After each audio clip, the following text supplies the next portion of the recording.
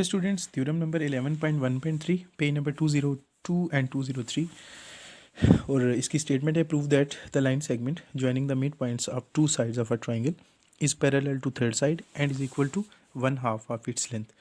तो इसमें से अगेन उसी तरह जैसे आप अगर आपने प्रीवियस वीडियोस मेरी देखी हैं, हम इसमें से गिवन को साइड पे कर लेते हैं और फिर टू प्रूव जो है जो इस स्टेटमेंट में लिखा हुआ है उसको हम सेपरेट कर लेते हैं और फिर हम उसका सोल्यूशन आके फर्दर देखते हैं कि उसके मुताबिक हमने कंस्ट्रक्शन क्या करनी है और ऑफ कोर्स क्यों करनी है, ये हमने देख लेना है।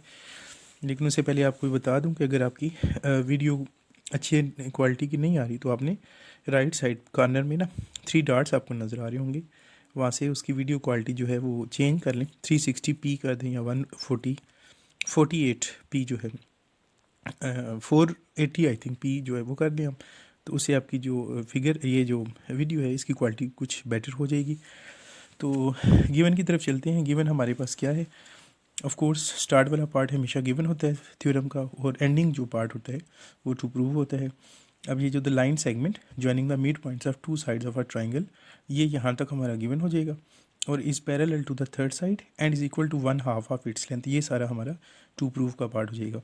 तो गिवन को पहले हम अंडरलाइन कर लेते हैं और गिवन को अंडरलाइन करके फिर हम उसको डिस्कस करके उसकी फिगर बनाते हैं। ये स्टूडेंट्स मैंने गिवन को अंडरलाइन कर दिया, फिगर आप स्टेटमेंट में देखें the line segment joining the mid points of two sides of triangle, यहाँ तक हमारा गिवन की बाउंड्री है, गिवन का जो है वो डाटा लिखा हुआ है। तो इसके मुताबिक जो जो ये कह रहे हैं ना, जो इसने बिल्डिंग ब्लॉक्स दिए हैं, पूरी स्टोरी को समझते हुए आपने इसको बना लेना है। आपको क्या बनाना है, एक लाइन सेगमेंट बनानी है जो कि ज्वाइनिंग करी हो मिड पॉइंट्स किसके, टू साइड्स ऑफ ट्राइंगल। तो सबसे पहले हम ट्राइंगल बना लेते हैं, फिर हम उसकी टू साइड्स के मिड पॉइंट्स ले लेते हैं, फिर उसको हम लाइन सेगमेंट से ज्वाइन कर देते हैं। यही हमारा आज का जो है वो गिवन होगा। तो पहले हम ट्राइंगल को कंस्ट्रक्ट कर लें। जी स्टूडेंट्स, ये ट्राइंगल हमने कंस्ट्रक्ट कर लिया है, ट्राइंगल ABC। अब गिवन में जो जो हम बनाते जाते हैं ना उसको साथ साथ गिवन की हेडिंग में लिखते भी जाते हैं। तो पहले हम लिख लेते हैं ट्राइंगल ABC गिवन की हेडिंग में, ये हमने लिख दिया है इन ट्राइंगल ABC। ठीक है जी। नेक्स्ट हमें क्या करना होगा, ट्राइंगल के बाद क्या है ये ज़रा गौर करें, mid points of two sides of triangle, कोई सी भी टू साइड्स आपने इसकी चूज़ करनी है और उनके मिड पॉइंट्स बना लेने हैं। आपकी बुक में इसने AB का मिड पॉइंट लिया है और फिर AC का मिड पॉइंट लिया है, तो हम पहले उन मिड पॉइंट्स को जो है वो चूज़ करते हैं। AB के मिड पॉइंट को उसने L से डिनोट किया है और AC के मिड पॉइंट को इसने M से रिप्रेजेंट किया है, जैसे कि आपको नज़र आ रहा होगा। और चूँकि लाइन सेगमेंट हमने लगानी है जो L और M पॉइंट को ज्वाइन करी है, तो हम इन दोनों मिड पॉइंट्स को ज्वाइन करेंगे। ये स्टूडेंट्स हमने मिड पॉइंट्स L और M को ज्वाइन कर दिया है, क्योंकि उसने कहा था कि joining the mid points of two sides of triangle, और लाइन सेगमेंट कौन सी बन गई है, LM। तो हम इस LM साइन जो साइड के हवाले से यही चीज़ें हमने गिवन में लिखनी भी हैं। पहले हम मिड पॉइंट L का लिख लेते हैं कि L जो है ये AB का मिड पॉइंट है, ये हम गिवन की हेडिंग में लिखेंगे। और साथ में हम गिवन की हेडिंग में AC का भी बताएंगे कि AC का मिड पॉइंट M है। तो ये मैंने लिखा है, इसको ज़रा देख लें गिवन में, mid point of AB and AC are L and M respectively, कि AB का मिड पॉइंट है पॉइंट L और AC का मिड पॉइंट है पॉइंट M, और रिस्पेक्टिवली का मतलब है कि ये सीक्वेंस में हमने लिख दिए हैं। मिड पॉइंट के हवाले से हमें ये भी लिखना होगा कि मिड पॉइंट क्या चीज़ होती है, जो किसी भी लाइन को हाफ में डिवाइड करता है। मतलब AB जितना भी है L उसको हाफ में डिवाइड करे, इसका मतलब हुआ कि AL तक का जो डिस्टेंस होगा वो LB के डिस्टेंस के इक्वल होगा। इसी तरह AM का जो डिस्टेंस है वो MC के डिस्टेंस के इक्वल होगा। तो ये आपने गिवन की हेडिंग में ये भी लिखना होगा। ये जो डिस्टेंस है आपकी बुक में गिवन नहीं है, इसलिए मैं तो लिख रहा हूँ, आप भी अपनी बुक पे इसको नोट कर लीजिएगा। तो आगे चल के जब हम स्टेटमेंट रीज़न करेंगे तो ये थ्योरम में आपकी हेल्प करेंगे। तो हम ज़रा इनकी वो जो डिस्टेंस है उसके बारे में भी लिखते हैं गिवन में। ये स्टूडेंट्स मैंने इनके डिस्टेंस के हवाले से लिख दिया है कि AL is corner to LB और दूसरी तरफ से AM is corner to MC। इसके ऊपर लाइन सेगमेंट का साइन नहीं है, वो लाजमी लगा लें ताकि वो लाइन सेगमेंट को रिप्रेजेंट कर सके। तो स्टूडेंट जो भी गिवन था वो सारे के सारे हमने यहाँ पे बना लिए हैं। उसने कहा ट्राइंगल बनाओ, बना दी। उसने कहा मिड पॉइंट बनाओ, बना दिए। फिर वो कहता है कि उनको जो टू साइड्स होने चाहिए, तो ऑफकोर्स टू साइड्स की है, और वो कहता है कि उन दोनों को ज्वाइन करें, ज्वाइनिंग, तो वो लाइन सेगमेंट बनेगी। ऑफकोर्स LM एक लाइन सेगमेंट बन चुकी है। तो ये हमारे पास जो गिवन है ये कंप्लीट हो चुका है। अब ज़रा प्रूफ को पहले अंडरलाइन करते हैं हम उसी स्टेटमेंट में, और फिर उसको ना लिखते भी हैं। ये स्टूडेंट्स जो स्टेटमेंट में मैंने डॉटेड लाइन से रिप्रेजेंट की है ना, ये हमारा टू प्रूव है। तो कहाँ से लेकर कहाँ तक है? Is parallel to third side and is equal to 1/2 of its length. Is किसको कह रहा है? ये टू प्रूव की हेडिंग में अभी मैं लिख के बताता हूँ आपको। Is parallel to third side, is की बात हो रही है। इज़ क्या चीज़ है? इज़ मतलब है लाइन सेगमेंट, क्योंकि ये स्टार्ट लाइन सेगमेंट से हुए ना, तो ये उसका हेल्पिंग वर्ब है इज़, तो फिर line segment is parallel to third side. ठीक है, ये बड़ी इंपॉर्टेंट बात है, याद रखिएगा। Is parallel to third side का मतलब है लाइन सेगमेंट। कौन सी लाइन सेगमेंट? जो हमने मिड पॉइंट को ज्वाइन करके हासिल की है, ओब्टेन की है, LM। वो कह रहा है कि ये पैरेलल है थर्ड साइड की। कौन सी थर्ड साइड? दो के तो मिड पॉइंट थे ना, थर्ड साइड तो फिर BC है जिसका मिड पॉइंट नहीं है। तो वो कह रहा है कि LM जो है वो BC के पैरेलल है। तो ये हम स्टार्ट करते हैं टू प्रूव में लिखना। ये टू प्रूव में हमने लिख दिया कि LM जो है वो BC के पैरेलल है। और आगे कहते हैं इज़ इक्वल टू, यानी कि यही जो लाइन सेगमेंट है ये इक्वल है 1/2 ऑफ इट्स लेंथ। मतलब BC जिसके ये पैरेलल है उसी की लेंथ का हाफ, यानी कि LM जो है वो इक्वल है BC के हाफ की। और ये हमने प्रूव करना है, और यही हमने टू प्रूव में दूसरा पॉइंट 2 लिखने हैं इसमें। तो 1/2 को हम फिर किस तरह लिखेंगे? ये स्टूडेंट ऐसे करके आप लिखेंगे, LM is half of measurement BC के। LM BC के पैरेलल भी है और उसका हाफ भी है। ठीक है जी। तो हमने प्रूव ये करना है कि LM की डायरेक्शन और BC की डायरेक्शन दोनों के सेम है। ये हमारा पहला पॉइंट है। दूसरा प्रूव ये है कि LM की जो मेजरमेंट है वो BC का हाफ है। मतलब अगर LM 2 सेंटीमीटर है तो BC 4 सेंटीमीटर है। या फिर हम ये कह सकते हैं कि अगर LM 4 सेंटीमीटर है तो BC 8 सेंटीमीटर है। और अगर हाफ की बात करें तो ये भी कह सकते हैं कि अगर BC 6 है तो LM उसका हाफ है, मतलब 3 सेंटीमीटर है। तो ये दोनों चीज़ें हमने प्रूव करनी है। कंस्ट्रक्शन फिर हम कर लेते हैं, और कंस्ट्रक्शन करके हम इसको डिस्कस करते हैं कि हमने इस तरह की कंस्ट्रक्शन क्यों की है। ऑफ कोर्स सबसे पहले कंस्ट्रक्शन में आपने वो जो ज्वाइनिंग की थी ना ML को, वो भी आप यहाँ पे कंस्ट्रक्शन में ही बताएंगे। है ये गिवन का पार्ट, लेकिन कंस्ट्रक्शन जो है चूँकि हमने इनको कंस्ट्रक्ट किया है, क्योंकि यहाँ पे वर्ड था ज्वाइनिंग, कि ज्वाइनिंग हो रही है, अभी हुई नहीं है, तो ऑफ कोर्स वो कंस्ट्रक्शन में जाके हुई है। तो join point M to L, तो पहला पॉइंट ये होगा कि हमने M को L से ज्वाइन किया, और उसके बाद प्रोड्यूस ML to N, कि ये जो M आपने ज्वाइनिंग की है ना M से लेकर N तक, इसको प्रोड्यूस करें, बाहर लेके जाए ट्राइंगल से बाहर N पॉइंट तक। अब ये बात है कि L से लेकर N तक की मेजरमेंट कितनी है, ये बड़ा इंपॉर्टेंट क्वेश्चन है कि कितना प्रोड्यूस करें। तो उसके लिए ये लिख के हमने आपके लिए थ्योरम आसान कर दिया कि जितनी मेजरमेंट ML की है उतनी मेजरमेंट आपने LN की करनी है। यानी कि अगर ML 2 सेंटीमीटर है तो LN भी 2 सेंटीमीटर होना चाहिए। मतलब ये कि MN जो टोटल है ना वो 4 सेंटीमीटर हो जाएगा। तो ये है स्टूडेंट्स हमारी कंस्ट्रक्शन में सबसे पहला पॉइंट है। उसके बाद हम क्या करेंगे? Join point N to B, हमने N को फिर B से ज्वाइन कर देना है, और जैसे कि आपको फिगर में नज़र आ रहा है। उसके बाद लास्ट हमारी कंस्ट्रक्शन में हम क्या करेंगे? कुछ एंगल्स को हम लेबल कर देंगे, जैसा कि आपको नज़र आ रहा है यहाँ पे L की डाउनवर्ड एंगल 1 है, ऊपर एंगल 2 बन रहा है, इस साइड पे एंगल 3 जो है ये हमने यहाँ पर लिख दिया है। ये बाहर वाले एंगल्स हमने लेबल इसलिए क्यों किए हैं, क्योंकि यहाँ पे L जो है वो दो एंगल्स में डिवाइड हो रहे हैं, एक इस ट्राइंगल के इन साइड और एक इस आउटसाइड जो ट्राइंगल सी बन रही है उसके। इस तरह एंगल B भी जो है वो डिस्टर्ब हो गया। एंगल B यहाँ से लेकर यहाँ तक एंगल B का एरिया है, तो उसके बाहर वाला जो है वो एंगल B नहीं रहा, अगर है भी है तो वो BN बन चुका है। तो इसलिए हमने इसको एंगल 3 का नाम देके थोड़ा सा इसमें चेंजिंग कर दी है। तो स्टूडेंट्स क्वेश्चन यूजुअली बच्चे यही पूछते हैं, स्टूडेंट्स जो बाकी हैं, कि आपने ये इस ऐसी कंस्ट्रक्शन की क्यों है। तो अगर स्टूडेंट्स आप गौर करें तो आपको देख रहे होंगे कि यहाँ पे एक पैरेललोग्राम बन की है। हमने बड़े तरीके से एक पैराग्राम बना दिया, ज़रा गौर करें। BCMN, BCMN ये 4 साइडेड फिगर है। एक साइड, इस साइड है BC और ऊपर इसकी साइड है MN, और इसकी अपोजिट साइड में एक NB है और इधर से MC। तो स्टूडेंट पैराग्राम हमने इसलिए बनाई है क्योंकि हमने जो फर्स्ट पॉइंट प्रूव करना है वो LM और BC पैरेलल हैं। तो पैरेलल को प्रूव सिर्फ एक ही फिगर कर सकती थी, और वो है पैरेललोग्राम। तो इस हवाले से हमने इसको एक पैरेललोग्राम की फॉर्म में कन्वर्ट किया। तो आई होप आपको कंस्ट्रक्शन क्लियर होगी कि कंस्ट्रक्शन हमने क्यों की है और क्या की है। जी स्टूडेंट्स, मोस्ट इंपॉर्टेंट पार्ट की तरफ आप चलते हैं, वो है प्रूफ। उसमें स्टेटमेंट्स और रीज़न इसकी हेडिंग्स है, और उसमें हमने दो ट्राइंगल्स जो बन रही है ना, एक ये वाली ट्राइंगल ये आपको नज़र आ रही होगी ALM, और जो बाहर एक ट्राइंगल अभी हमने बनाई है BLN, इन दोनों ट्राइंगल्स को हम यहाँ पे कॉरेस्पॉन्डेंस करेंगे। कॉरेस्पॉन्डेंस का तरीका मैं आपको बता चुका हूँ 11 चैप्टर के बाकी थ्योरम्स में, देख सकते हैं आप। 10 चैप्टर में देख लें, 12 में देख लें, जो मैंने मेथड बताया था उसी को यहाँ पे हम दोबारा से और जल्दी से फॉलो करेंगे। सबसे पहले साइड्स की बात होगी, तो यहाँ पे आपको देखना है कि पहली साइड बी एल है, यहाँ पे फर्स्ट साइड ए एल है। तो B L is coordinate to A L, आपने 3 हेडिंग्स में देखना है, गिवन, कॉमन और कंस्ट्रक्शन। ये लिखा हुआ है A L is coordinate to L B या बी एल।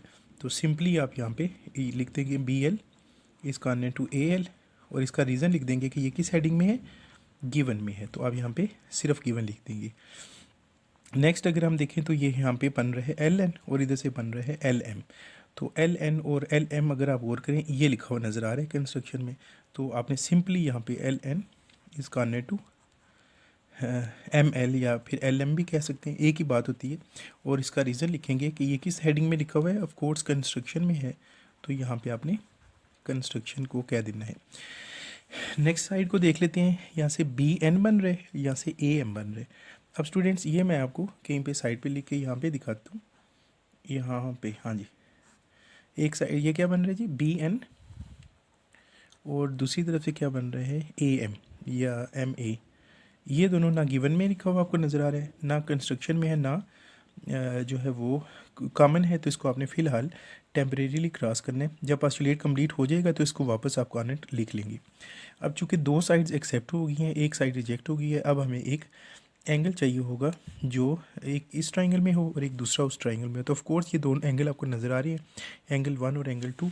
सिंपली आपने यहाँ पे लिख देना है कि angle 1 is coordinate to angle 2, और एंगल 1 और 2 इन्हें जो क्रॉस पे एंगल बन रहे होते हैं ना, किसी लाइन के क्रॉस पे अपोजिट एंगल होते हैं, वो कॉर्डिनेट होते हैं, और उन्हें हम कहते हैं vertical angles, VERTICAL, vertical angles.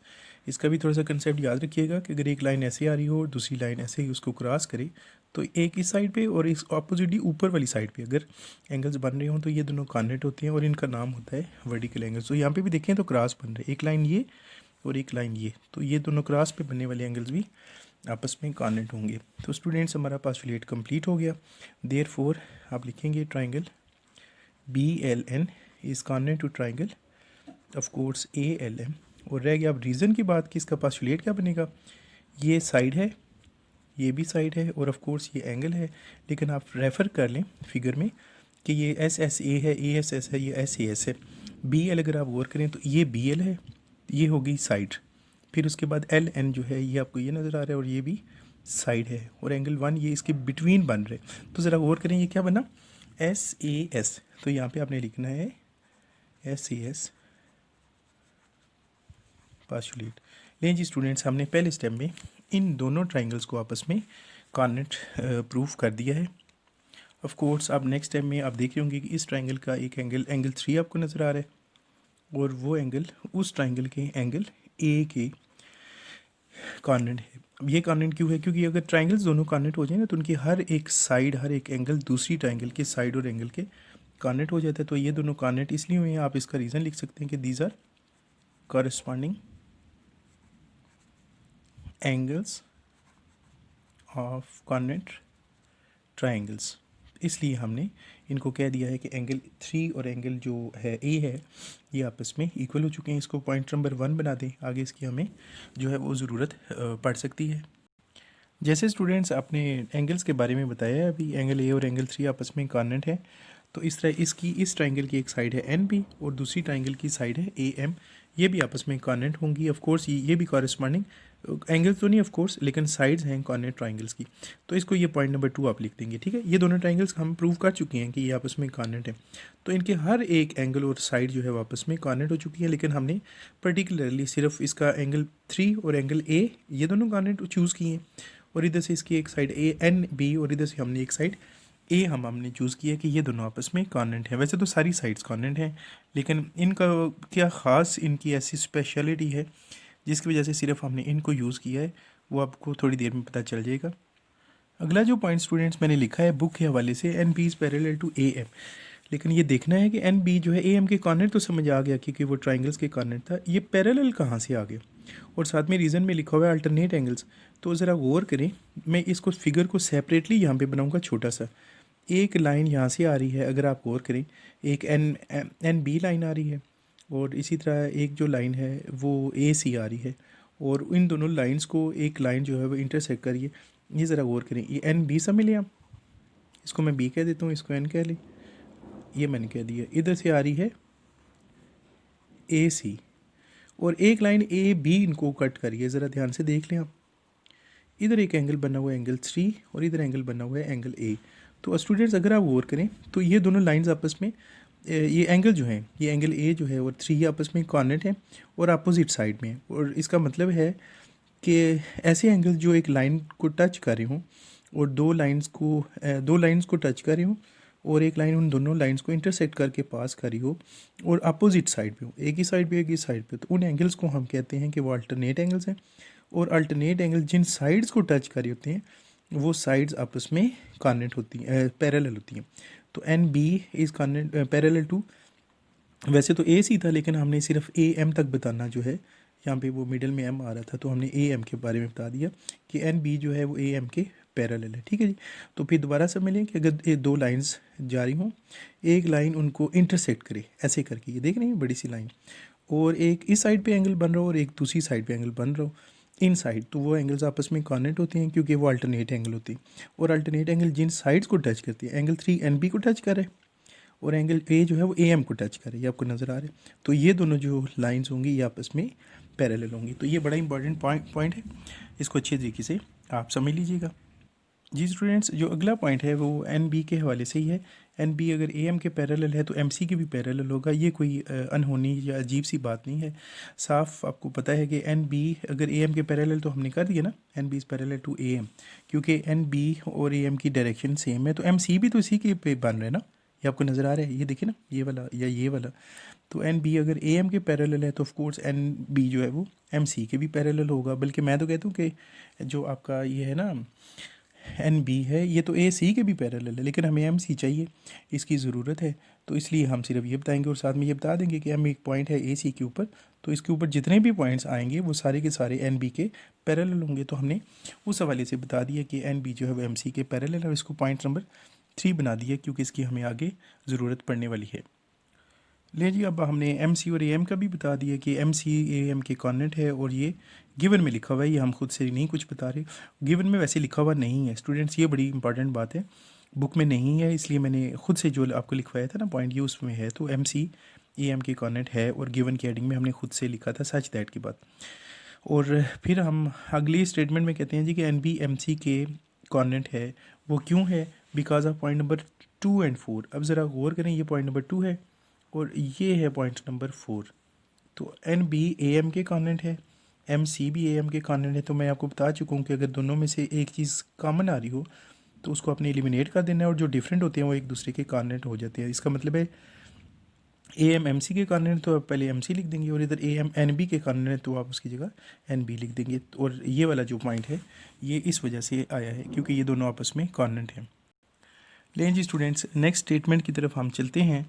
तो बुक में अचानक उसने लिख दी है B C M N is a parallelogram, और साथ में कहता है फ्राम 3 एंड 4। अब आप हैरान होंगे कि ये हम पैरेलल तो कर चुके हैं, इक्वल भी कर चुके हैं, कॉर्डिनेट कर चुके हैं, तो अचानक पैराग्राम कैसे बन गई, और सिर्फ 2 रीज़न से बन गई, ये ऐसी की ये कहाँ की बात है।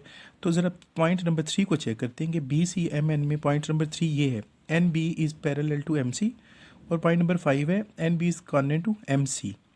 ठीक है जी। तो इन दोनों पॉइंट से हमारी फिगर से कैसे पैराग्राम बनती है, सबसे पहले तो वो मैं पैराग्राम आपको ना कहीं पे छोटी सी साइड पे आपको, बल्कि वो ऊपर टॉप पे बना के आपको दिखाता हूँ।